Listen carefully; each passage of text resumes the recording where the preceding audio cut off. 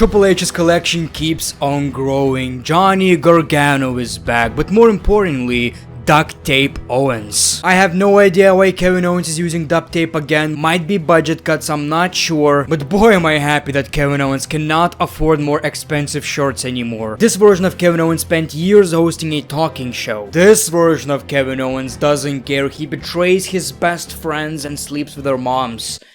Maybe. We just got another decent episode of Monday Night Raw. That's one hell of a streak. The Undertaker is impressed. Like seriously, these shows are not perfect, I understand. And it's kinda getting uncomfortable. I'm being way too positive lately, so now I have to find one bad thing to say about this show. And I have one. I have a very big negative. Finn Balor's music sucks. I don't hate it per se, but it sounds like any other new WWE theme song. I know the previous theme song reminded us of Edge and that was the issue, but the change was unnecessary. Judgment Day is alright, but the best thing about Judgment Day was the theme song, and that's not even a thing anymore. We got a new Monday Night Raw intro. Now, I appreciate the Triple H era of WWE. The intro is probably the worst intro we've seen in years. Very lazy, the song is bad, hated it. And this episode of Monday Night Raw kicked off in a very different way. We got a brawl between Seth Rollins and Riddle. They were fighting backstage in the crowd. This was a pretty aggressive segment. I kinda liked it. And just like Universe Mode would say, tensions are rising. Seth Rollins looking like from a 90s music video. I'm glad we're not getting this formulaic structure anymore. And then we see Pyro. So now Monday Night Raw kicks off. Again, this episode was in Toronto, Canada. And man, like I've said, I wish WWE would come to Toronto a lot more often because the crowd is amazing. I appreciate Canada in general. Most of my favorite musicians are Canadians, wrestlers, and now crowds. We see the hometown hero Trish Stratus. She is looking great, and we have two types of people in the wrestling community. One half is saying, wow, Trish is looking great. She barely aged at all. And the other half is saying, man, Trish Stratus is looking good. He would get it. He would definitely get it. I gotta be honest, I lifted my belly, I can finally see my penis. Something along those lines. She says it feels good to be home. Not in Toronto, but in the ring. People are chanting one more match and she says, I've been doing a lot of thinking lately, and gets interrupted by Control. Is that the name of the group, by the way? I keep saying this and I don't even know. Bayley says Raw is the best show to be at. She asks what Trish Stratus is doing here and she says, well, there's a big match with Edge happening later, so I'm here to support another Canadian. I had something to say before I was rudely interrupted. I can tell you're not Canadian, and Bayley says, we don't care. Who do you think you are? We see Bianca Belair, and obviously Bianca is protecting Trish Stratus. She's a Canadian, you should not be disrespecting her. This almost turned into a brawl, but Bayley's team is feeling confident. There's 3 of us and 2 of you. Well, we see Asuka and Alexa Bliss, and now it's 4-on-3. This didn't lead to anything because we got Dakota Kai and Io Sky versus Alexa Bliss and Asuka. This was a tag team championship tournament. The match was actually pretty fun. Obviously lots of talented people right here, and this was kinda unpredictable, but I'm really happy with the result. Dakota Kai and Sky picked up the W and they're moving on. I think that was a great choice. Alexa Bliss and Asuka, they're not a real team. I wouldn't hate them as tag team champions per se, but crowning new WWE Women's Tag Team Champions with actual tag team, I think that's a bigger statement. This was actually one of my favorite moments of the show. Patrick is interviewing Dolph Ziggler. Ziggler talked about his loss to Theory last week and he says he'll move past it. Of course you will, Dolph. It's been happening for like 15 years now. We get it. Ziggler tonight's opponent Finn Balor and Rhea Ripley walk in, and Finn Balor says you're using younger talent to keep yourself relevant. You don't actually care. He says Ziggler can't teach him anything and calls him a kid. Kid? We're the same age. That's a filthy lie. Dolph Ziggler is actually even older. There is one thing I can teach you, and he slaps Finn Balor in the face. That was already great, but that wasn't even the highlight. Dolph Ziggler is winning me over again. I know it keeps happening. He keeps getting buried. He's always in the same... He's Natalia, alright? We get it. But boy, do I love my boy Ziggy, Deep down inside, I still hope he's going to become the WWE champion again. And it ain't gonna happen. So we see Finn Balor laying on the floor. Ziggler leaves, returns. You're just gonna sit there on your ass? Like a little bitch? Or are you gonna come out to the ring? Boom, promo of the year. I keep saying every week, promo of the year. Right here. That's all I needed. Ziggler is an absolute badass. How could you hate this guy? And I love this. I love when WWE are not being formulaic. We just saw the man leave to make his entrance while his music is playing. He comes back and calls Finn Balor a bitch. Lovely. So we got Finn Balor versus Dolph Ziggler, and I keep saying this every week. Ziggler proves why he should be at the top. So far, we had great matches with Dolph Ziggler, with Chad Gable, Theory, and now Finn Balor. Every week, Ziggler steals the show. This was no exception. Another great Dolph Ziggler match. The finish kinda didn't work because it seemed like Dolph Ziggler leaned towards Rhea Ripley a little bit too much, like he was asking for a punch. Referee didn't see it. Finn Balor wins the match. You get the deal. I'm not happy with this. I want Ziggler to win more. I want Ziggler to win at all. Like, actually, sometimes, please. Please, WWE. But I get it. Finn Balor needs the W. He already got a shitty theme song. Let's give him some W's, man. Wow. I don't know if the theme song is actually bad, ladies and gentlemen, but it doesn't have lyrics. And it sounds like any other WWE song right now. That's what I don't like.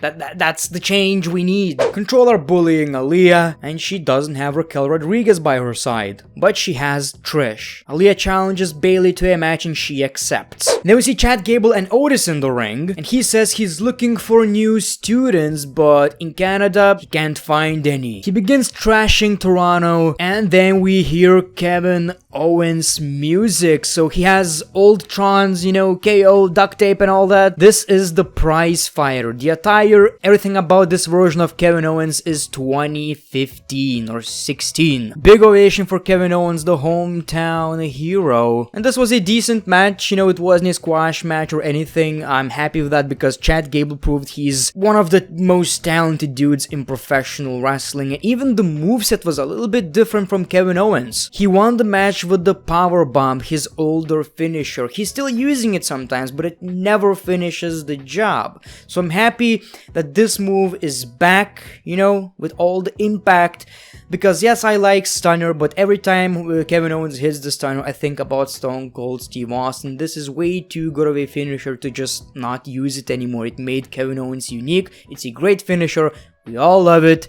It's great when he's using it on weapons and stuff. It shouldn't have been abandoned in the first place. But after the match, we got a brawl and he used the Stunner again. So the Stunner is still a thing.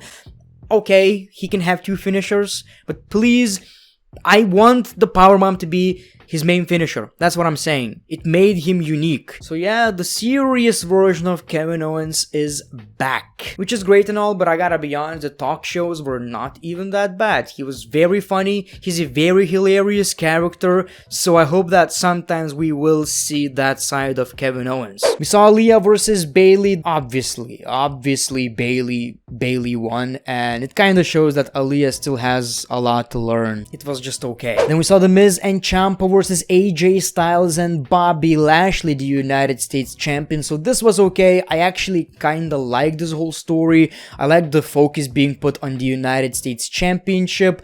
Now the match was okay, but that was not the highlight. We saw another mysterious man attacking AJ Styles, but this was not Dexter Lumis. This was... I'm sorry if I'm being ignorant, but I have no idea who this guy was. Anyway, later in the match, The Miz is acting all confident, but turns out the police or security, whatever it was actually Dexter Lumis, and he kidnapped The Miz. This was great. The match ended in DQ, and then AJ Styles and Bobby Lashley beat the crap out of Ciampa. I like this whole story. I don't know what's happening, but I really wanna see what happened to The Miz. The Miz is probably, to this day, is somewhere in the closet eating worms. We go back from commercial and randomly, Gargano's music starts playing. Big ovation. You can tell some people don't have a clue who this guy is, but the majority of the people were chanting. It was kinda hilarious at points when we see just a bunch of people chanting, screaming, and some dudes are like... John. Yeah. Johnny wrestling. Johnny Yeah. Johnny! He says, I gotta remember how to do this. Do we still talk into the microphone? No, we talk into Rikishi's ass now. Things have changed with Triple H in control. Now we use Rikishi's butt as a speaking device. What was that all about, Johnny? That was horrible. Anyway, during this promo, his son got a pop, baby wrestling. He says he will appreciate that when he's older. And he says that when he left, he said he's gonna bet on himself, and that's exactly what he's doing right now. He remembered he wants to win the Intercontinental Championship, the United States Championship, the WWE Championship. Anyway, for the most part, the crowd loved it.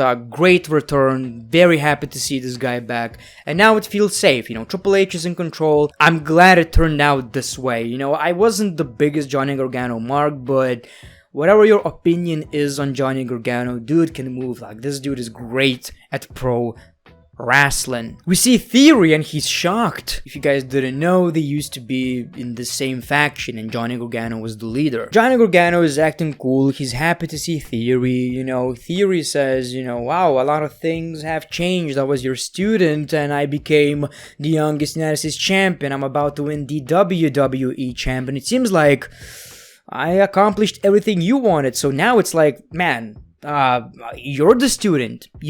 Let's do this. You can carry my bags, or even better, carry my money in the bank briefcase and give it to me when I decide to cash in. Johnny Gargano is no selling it. He's like, yeah, whatever, dude.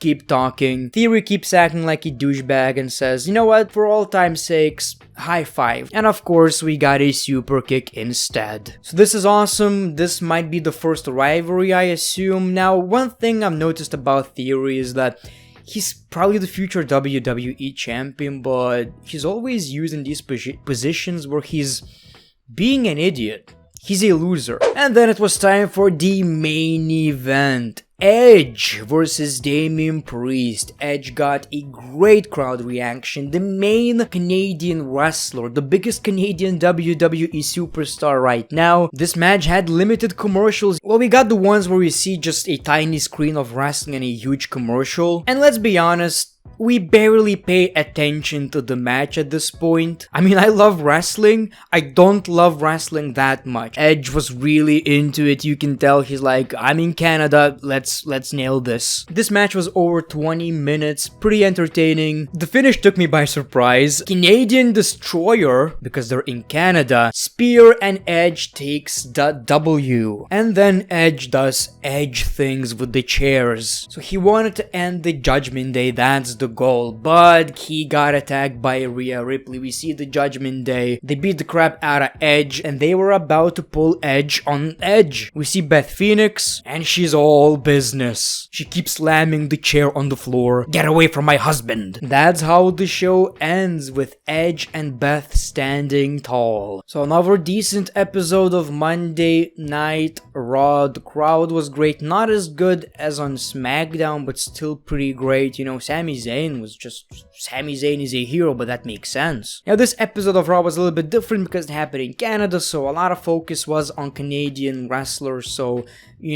some things were not necessarily for the sake of a story, but we did get a bunch of cool moments. So let me know your thoughts in the comments below. Love talking about wrestling now. That's all I gotta say. The great one, peace, love, and hugs. It's been a pleasure.